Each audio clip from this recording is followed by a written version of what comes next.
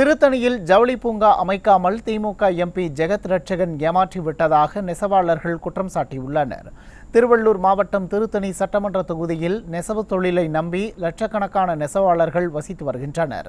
கடந்த நாடாளுமன்ற தேர்தலின் போது இந்த பகுதியில் நெசவு தொழில் பூங்கா ஏற்படுத்தி தருவதாக திமுகவை சேர்ந்த எம்பி வாக்குறுதி கொடுத்தார்.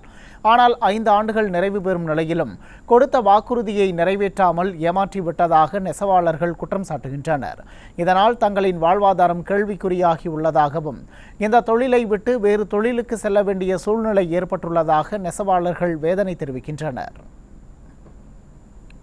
லாஸ்ட் எம்பி எலெக்ஷனில் தகச்சரன் அவர்கள் நின்னாரு. இங்கே கிட்டத்தட்ட 1 லட்சத்திற்கு மேற்பட்ட நெசவு தொழிலாளர் இருக்காரு. அவர் தேர்தல் அறிக்கையாக நெசவு பூங்கா அமைத்து தரேன்னு சொல்லிட்டு தேர்தல் அறிக்கை விட்டாரு. ஆனால் இதுவரைக்கும் அதுக்கான முன்னேற்பாடுகள் ஒரு நடவடிக்கை எதுவுமே எடுக்கவில்லை. இதனால எங்கள் குலத்தொழிலாகிய நெசவு எல்லாரும் விட்டுட்டு கூலி தொழிலுக்கு போகும் நிலைமைக்கு அவர் எங்களை ஆளாக்கி விட்டுட்டாரு.